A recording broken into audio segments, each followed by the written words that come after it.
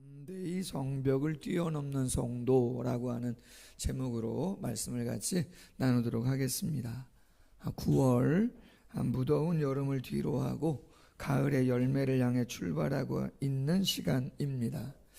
지난 2주간에 걸쳐서 새롭게 시작하는 교회 내의 여러 소그룹 모임을 생각하면서 이런 이야기 나눴습니다. 우리 모두가 따라해 보실래요? 가시자리를 꽃자리로 만들어가는 참 실력자가 됩시다. 인격의 품위를 럭셔리하게 가꾸어 봅시다. 할렐루야. 인격의 뭐를요? 품위를. 인격의 품위를 럭셔리하게 만들어 봅시다. 어디서요? 소그룹에서. 그죠? 그렇게 해보자는 거죠. 지난주엔 이런 말씀 나눴어요. 그러기 위해서 소그룹에서 가장 힘써야 되는 것은 첫째가 뭐라고요? 배려다. 그렇게 말씀드렸잖아요. 배려다. 배려는 뭐냐? 이 땅의 일인 것 같지만 하늘의 마음과 하늘의 일을 우리를 통해서 이 땅에서 이루어가는 거다. 배려를 가장 온전히 보여주신 분이 하늘의 하나님이시다.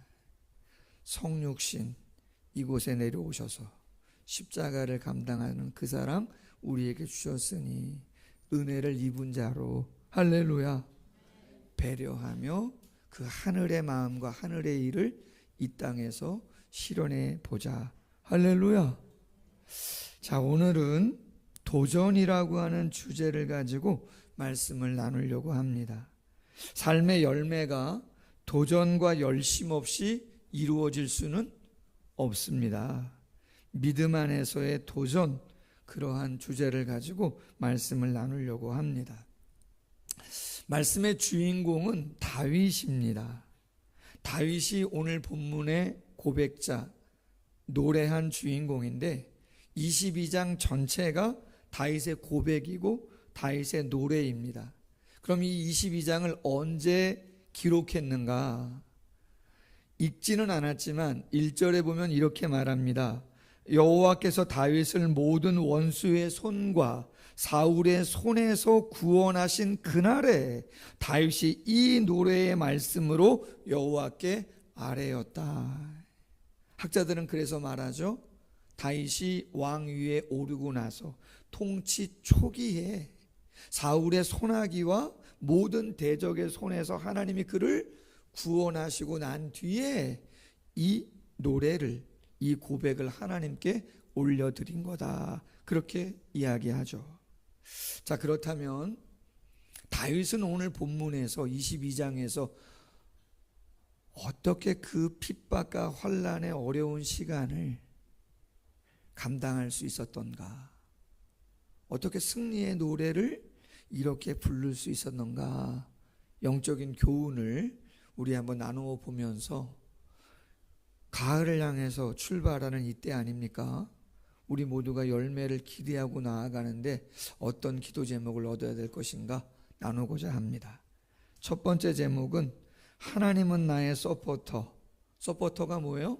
지지해 주는 사람, 응원해 주는 사람, 후원해 주는 그러한 분이다라고 하는 거죠. 자, 5절 이하에 이렇게 고백합니다. 사막의 물결이 나를 애우고 불의의 창수가 나를 두렵게 하였으며 스올의 줄이 나를 두르고 사망의 올무가 내게 이르렀도다. 내가 환난 중에 여호와께 아뢰며 나의 하나님께 아뢰었더니 그가 그의 성전에서 내 소리를 들으시며 나의 부르짖음이 그의 귀에 들렸도다. 아멘. 여러분, 다윗이 얼마나 힘든 시간을 보냈는가라고 하는 것은 우리가 익히 알고 있어요. 장인 아닙니까? 인간적으로 보면 사울 왕이. 근데 장인이 사위를 서운을 할 수 있겠지만 죽이겠다고, 그것도 한 번도 아니고 2번씩이나 창을 들고 다윗을 향해서 던진다. 여러분, 그거 쉽지 않은 이야기입니다. 다윗을 잡기가 어려워서 정예 군사 3,000명을 풀어가지고 가는 곳곳마다 다윗을 잡으려고 합니다. 사무엘하 22장에 보면 마온 황무지라고 하는 곳에 다윗이 은신했을 때 이때가 기회다 하고 고자질하는 사람들이 있어요. 도간에든 쥐구나. 3,000명 급파하잖아요. 다윗은 그래도 용사고 지혜로운 사람 잘 피해가는데 실전 아닙니까? 3,000명이 나 잡겠다고 오는데 여러분 어디로 피합니까? 더 이상 피할 수 없어서 딱 갇혔어요. 이제 3,000명이 올라가기만 하면 그냥 게임은 솔직히 끝나는 거잖아요.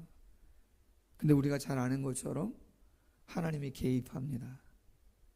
예루살렘을 향해서 블레셋이 쳐들어오도록 하고 전령을 통해 다윗 쫓는 거 그만하시고 나라가 위태로우니 군사를 정예병을 돌려라. 다윗이 그곳 이름을 셀라 하마느곳이다. 분리하는 바위다. 하나님이 나를 그 환난과 어려움 속에서 분리해 주시는구나. 할렐루야. 그렇게 고백한 것이죠. 여러분 오늘 본문에 5절 이하에 이런 표현이 있어요. 사망의 물결이 나를 애웠다. 여러분 물결은 바다의 파도는 한 번 치고 끝나요? 여러분 이 산 넘으면 저 산, 이 사람 감당하면 저 사람, 이 일 감당하면 저 일 끊임없어요. 뿐만 아니라 불의의 창수는 뭡니까? 홍수가 나면요 물난리 나면 물난리 감당할 수 있는 게 있나요? 쉽지 않아요. 사망의 줄 올가매는 거는 끊임없이 나를 꼼짝도 못하게 만들고 올무는요, 올무는 뭐가 올무예요? 예상할 수 있는 게 올무예요? 아니에요. 사냥꾼이 올무를 놓는다는 것은 새나 그 무엇이 예측할 수 없는 곳, 그곳에다가 딱 올무를 넣는 거예요. 우리가 여러분 고난이 오고 환난이 오는 걸 알면은 거기 걸립니까? 여러분 사람 속을 다 알면 걸리지 않죠. 모른다 말이죠. 그때 다윗이 한 게 뭐고 믿음의 성도가 할 수 있는 게 뭡니까? 오늘 본문은 정확히 말합니다. 뭐라고요? 기도라고 이야기하고 있습니다. 목회를 하면서 조금 더 느끼는 것은 정말 기도가 필요하고 기도가 능력이구나 하는 것을 알게 되어져요. 오늘 홍 지사님 대표 기도하시면서도 이야기하셨지만 교회 어르신들 가운데 꼭 어르신만 아니더라도 자녀들 가운데도 육체의 질병 때문에 어려운 분들이 계세요. 근데 예전에는 성경 말씀처럼 병이 있으면 어떻게 해요? 그렇죠. 목회자를 아니면 중직자를 청해서 중보기도를 요청하라고 되어 있어요. 야고보 사도도 그렇게 이야기합니다. 근데 어느 때부터인가 이게 좀 어려워졌어요. 프라이버시 때문에 그런지 교회에 알리기도 조금은 좋은 마음으로는 괜히 목사님 염려할까봐 성도님들에게 괜히 걱정 끼칠까봐 이야기 안 하시는 면도 없지 않아 있지만 주보에 입원 광고 이런저런 광고 언제부턴가 되지 않아요. 쉽지 않단 말이에요. 몇 주 못 나오시는 권사님 일주일에 한 번 정도는 꼭 전화합니다. 넘어지셔서 명치 쪽이 다치셨는데 너무 아프다는 거죠. 근데 그날도 토요일이었나 하는데 전화를 드렸는데 목소리가 지금 제 목소리도 조금 그렇죠? 이 목소리는 아무것도 아닙니다. 진짜 촉이 있잖아요. 목회자가 큰일 나실 것 같은 정도의 목소리예요. 다행히 월요일날 자녀들이 병원에 모시고 간다고 이야기했다는 거예요. 그러냐. 그래서 주보 광고는 안 했지만 제가 지난주에 구두 광고 했잖아요. 그리고 나서 화요일날 월요일날 병원 다녀오신다 그랬으니까 화요일날 아침 일찍 전화 드렸어요. 어떠시냐. 근데 놀라운 건요, 병원은 아직 안 갔는데 목소리가 너무 좋아지신 거 있죠. 이건 제 이야기가 아니고 그냥 당신이 말씀하시는 거예요. 제가 광고 안 하는데 구두 광고한 걸 들으셨고 성도님들이 안부 전화를 꽤 하시는 거죠. 그리고 기도하겠다고 성도님들이 얘기하시는 거예요. 그래서 권사님이 얘기하시는 거예요. 목사님 광고하시고 성도님들이 안부 전화하시고 기도하신다 그랬는데 그 기도 때문에 이렇게 좋아진 것 같다고. 할렐루야. 그럼 병원은 안 가셔도 돼요? 지금 가려고 차비 중이래요. 그래서 그 화요일 날이 꽃꽂이 그 개강 날인데 시간이 다가와서 그럼 제가 모셔다만 드린다. 모셔다 드리고 그날 저녁에 전화했더니 아니나 다를까 갈비뼈에 금이 가셨던 거예요. 한 달 잘 감당하셨다고. 한 달만 다른 일 하지 마시고 잘 몸조리 하시면 좋아질 것 같다고. 할렐루야. 다윗이 기도하고 나서 어떠한 변화들이 있었나 오늘 17절 이하에 이야기합니다. 그가 위에서 손을 내미사 나를 붙드시며 많은 물에서 나를 건져내셨도다. 나를 강한 원수와 미워하는 자에게서 건지셨으며 그들은 나보다 강했기 때문이로다. 그들이 나의 재앙의 날에 내게 이르렀으나 여호와께서 나의 뭐가? 의지가 되셨도다. 할렐루야. 여러분, 우리는 환난이나 고통이 있으면요 우리 마음이 힘들어져요. 그리고 그 마음이 끝까지 어디로 가요? 점점 부정적이고 어려운 상황으로 매몰되어져요. 우리의 마음이 기쁨이나 감사보다는 두렵고 초조하고 염려가 마음을 완전히 지배해버리는 거죠. 유명한 구절이 있죠. 빌립보서 4장 6절이야. 바울이 이렇게 권면합니다. 아무것도 염려하지 말고 다만 모든 일에 어떻게 해요? 기도와 간구로 구할 것 감사함으로 하나님께 아뢰라. 그리하면 모든 지약에 뛰어난 뭐가요? 하나님의 평강이. 내 마음 뭔데 지금? 두려움이라니까요. 걱정이라니까요. 기도하지 않으면 안 되겠구나 선을 딱 긋는 것이라니까요. 기도 안 하면.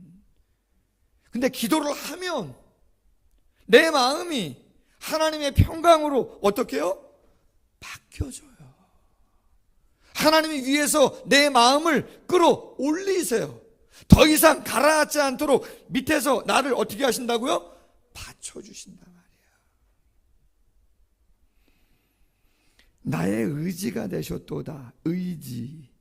원어적인 의미는 미쉬안, 원형이 미쉬엔인데 의지하다, 신뢰하다 이런 뜻이에요. 재미난 건 영어 성경 NIV 성경을 보니까 그 의지가 서포트로 돼 있어요. 서포트 한다 그러죠. 예? 서포터즈 아시죠? 무슨 야구나 농구 이런 경기장 가면 옆에서 어떤 사람들이 있어요. 막 율동하면서 응원하는 서포터즈라 그러잖아요. 후원자들, 지지자들, 응원하는 사람들. 여러분, 하나님이 우리의 누가 되신다고요? 서포터즈 되신단 말이에요. 하나님이 우리를 응원하고 하나님이 우리를 지지하고 하나님이 우리를 후원하신다 이 말이에요. 내가 지치고 힘들었다가도 그 후원자 되시는 서포터즈의 응원을 딱 보면 어떻게 돼요? 마음이 내가 정신 차려야겠구나. 할렐루야. 내가 힘내야겠구나. 그런 마음이 생기는 것이죠. 언제 한번 잠실에 신방 갔어요. 그리고 신방 가고 나서 식사를 하는데 식당이 있어요, 잠실에. 근데 그 식당은 특이해요. 이름만 대면 아는 트로트 가수, 남자 최고의 인기를 구가하는 가수 있죠?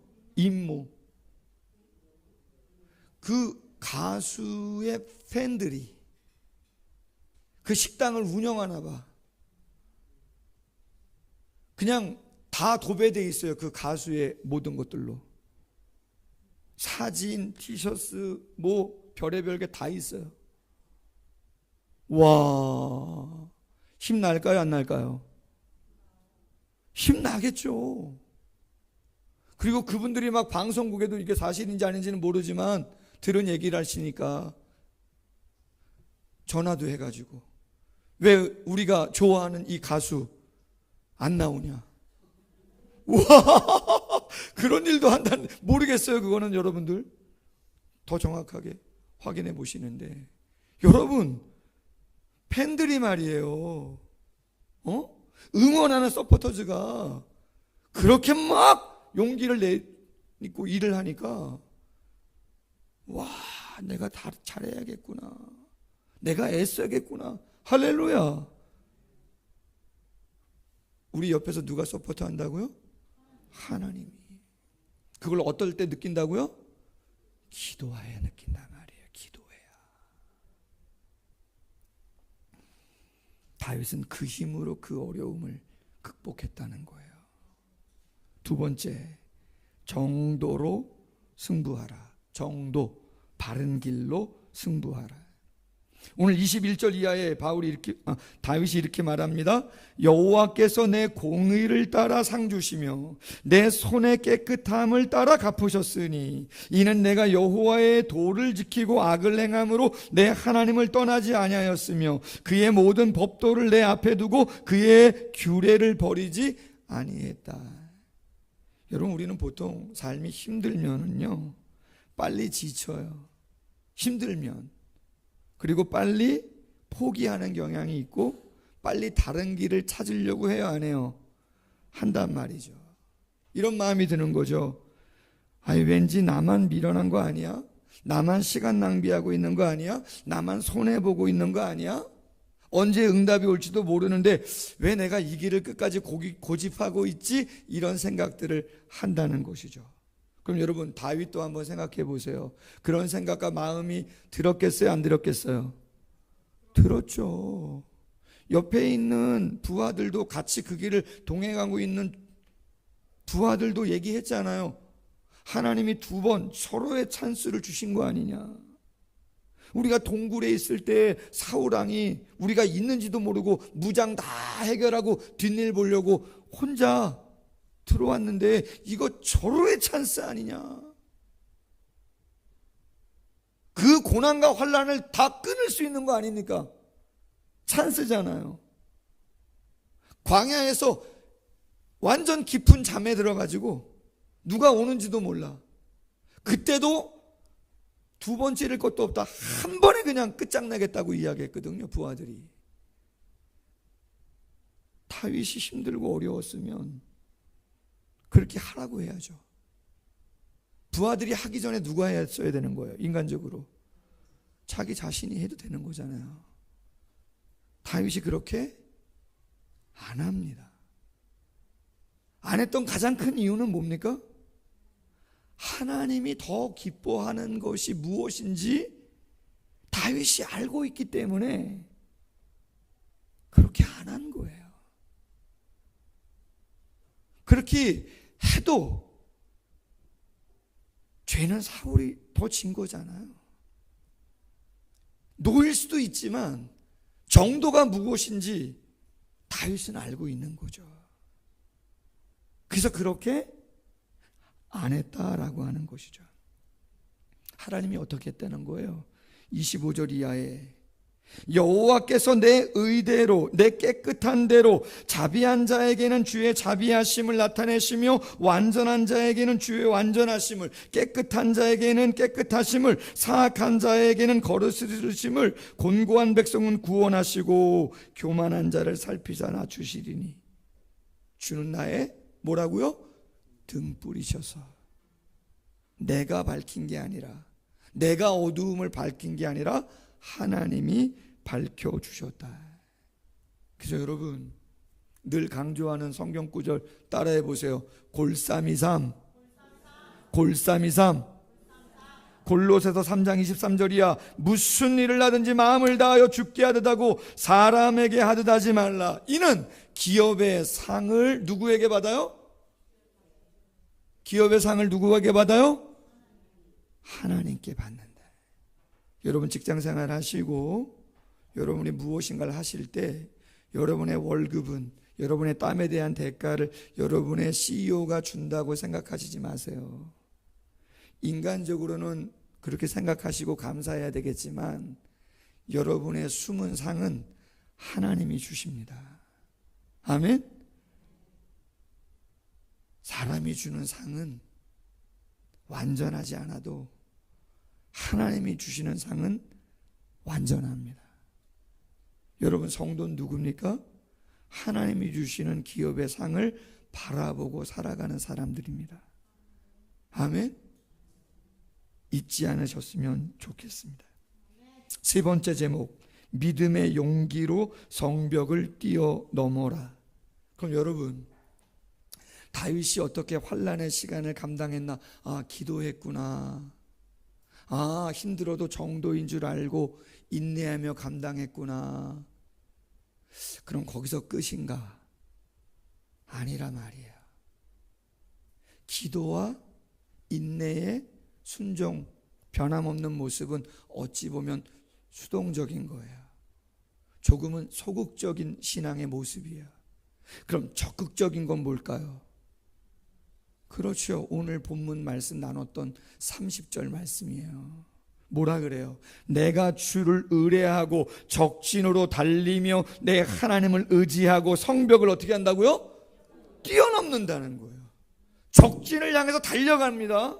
가만히 안 있습니다. 적진을 향해서 달려가라. 하나님 말씀하시면 달려갔다는 거예요. 그 높은 성벽, 저 성벽을 넘을 수 있을까? 안 된다 이야기하지만 그 성벽을 때로는 뛰어넘고자 누구를 의지하고?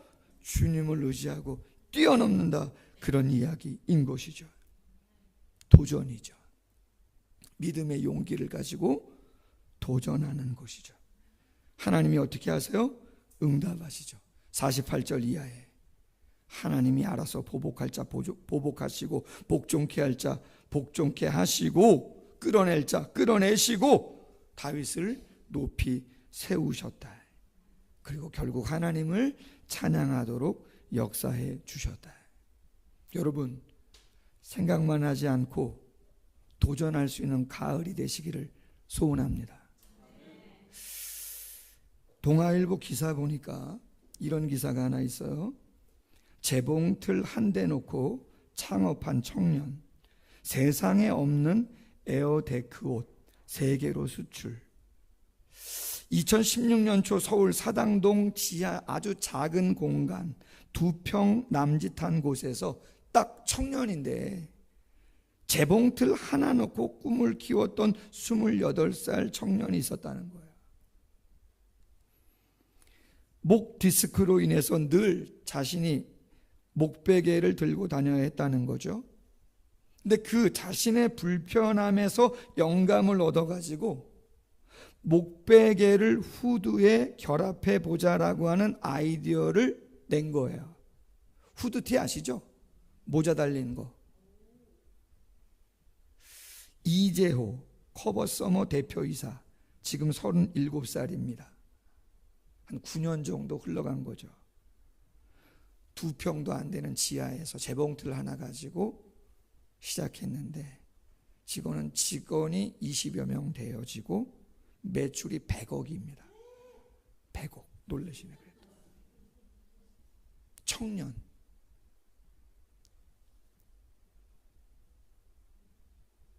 여러분, 도전이잖아요. 한 번에서 딱 됐을까요? 7번, 9번 정도 창업을 했다 그럽니다. 얼마나 많은 실패와 얼마나 많은 좌절이 있었겠어요. 누가 알아줘요? 아니요. 지난주 새벽 기도 시간에 우리가 로마서 말씀을 묵상하는데 이신득이, 이신칭의, 믿음으로 의롭다함을 얻고 칭함을 받는다. 로마서의 주제잖아요. 그럼 믿음으로 의롭다 여김을 받는 자의 결과, 복은 구체적으로 뭐냐? 3가지를 얘기했는데 첫 번째가 하나님과 화목한 관계를 회복한다는 거예요. 두 번째는 환난 중에도 소망을 품을 수 있는 복을 받게 된다는 거예요. 그리고 세 번째는 최후 심판을 받지 않는다는 거예요. 할렐루야. 주목했으면 좋은 것은 환난 중에도 소망을 품을 수 있는 복을 하나님이 우리에게 주신다는 거예요. 그럼 여러분, 지금 환난이고 고통이고 어려움인데 어떻게 소망을 삼을 수 있느냐는 거예요. 그것은 우리의 그 어떠한 것 때문이 아니라 하나님의 은혜로 소망을 품을 수 있게 되었다는 거예요.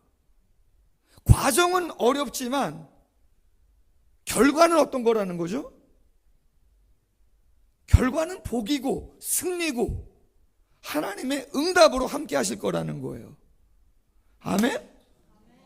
여러분, 믿으면 복이고 믿으면 기쁨이고 믿으면 가라앉지 않습니다. 믿으면 하나님의 평강을 경험합니다. 아멘? 믿음은 실제입니다. 믿음은 실제입니다. 아멘? 신앙생활하는 모습들을 보세요. 내 스스로에게 말씀해 보세요. 어떻게 신앙생활을 하고 있는가? 바울은 이렇게 말합니다.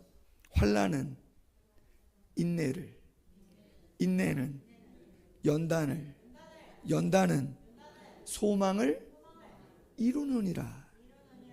그럼 소망을 어떻게 이룹니까? 바울은 이야기합니다. 우리의 소망이 부끄럽지 아니함은 하나님의 성령이 하늘로부터 우리 마음에 부은 바 됨이니. 할렐루야. 우리가 하는 거 아니에요. 기도하면 하나님이 잡아요. 정도를 걸어가면 하나님이 알아서 하신다고요. 그게 진짜예요. 아멘? 문화교실 개강했는데 지난주에 어제죠. 많은 주중에 개강들이 있었는데 영어교실이 있잖아요. 6분 정도 오시는데 첫 시간이었는데 두산 2부 3단지에 사시는 60대 남성분이 처음으로 오셨어요. 잠깐 담소를 나누는데 두산 2부 이사 오신 지 7년 됐답니다. 7년. 저희 교회가 너무 잘 보인답니다. 너무 잘 보인대요. 307동. 아, 그러세요. 그냥 당신이 생각했대요. 7년 전에 우리 교회도 너무 잘 보이고 부화산 올라가는 등산로 갔다가 우리 교회 앞에 지나가기도 했는데 속으로 이렇게 생각했대요. 아이, 저 교회가 잘 될까? 저 교회가, 그분이 교회 다니는지 안 다니는지 전 물어보지도 않았고 몰라요. 근데 그분이 얘기를 하시는 거예요. 저 교회가 잘 되겠나? 조그맣고 더군다나 외진데 있잖아요. 그러다 보니 저 교회가 7년 전 얘기입니다. 잘 되겠나? 근데 그분이 말씀하세요. 잘 되는 것 같다고. 할렐루야. 시간이 가면서 급성장은 아닌데 조금씩 건물이 조그만 거라도 늘어가고 주일날 주차하는 대수도 조금씩 많아지고 전단지도 때 되면 하나하나 받고 음악회를 하느니 도서관을 개관했느니 뭘 이런 게 저런 게 하잖아요. 그러면 말은 안 하지만 보신다는 거지. 그러다가 저 교회가 작은데 외진데에 있는데 시간 속에서 뭐가 좀 성장해 가는 것 같네. 할렐루야. 7년입니다. 개척 13년입니다. 모릅니다, 여러분. 저는 그 말씀을 묵상하면서 새벽에 말씀드렸지만 놀라운 은혜가 있었어요. 무슨 이야기냐면 하나님이 우리를 언제 사랑했는가? 로마서 5장에서 이렇게 말합니다. 우리가 연약할 때랍니다. 경건하지 않을 때, 죄인 되었을 때, 영적인 신분이, 심지어는 하나님 앞에 원수처럼 여겨질 때입니다. 하나님께서 우리를 사랑하셔서 당신의 아들을 이 땅에 보내시고 십자가에 죽으시기까지 하시면서 당신이 우리에 대한 사랑을 확증하셨다는 거예요. 아멘. 전 그때 이런 생각을 했어요. 맞다, 내가 연약했었고 죄인이고 영적으로 하나님과 원수된 지경이었는데 그렇게 정말 부족한 자였는데 그럼에도 불구하고 하나님이 나를 사랑해서 여기까지 오게 하셨다면 내가 만약 다윗처럼 기도하고 내가 힘들어도 정도를 걷고 내가 믿음의 용기를 가지고 적진을 향해서 달려가고 성벽을 향해서 뛰어넘으려고 도전한다면 하나님은 나에게 어떻게 하실까? 아멘? 내가 그렇게 부족했어도 여기까지 오게 했다면 내가 그 고난과 환난 앞에 그냥 부정적인 생각과 연약한 모습만 갖지 아니하고 내가 기도하고 정도를 걷고 믿음으로 도전하면 하나님이 어떻게 하실까?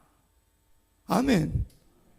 여러분, 그런 기대로 도전하는 가을이 되시기를 소원합니다.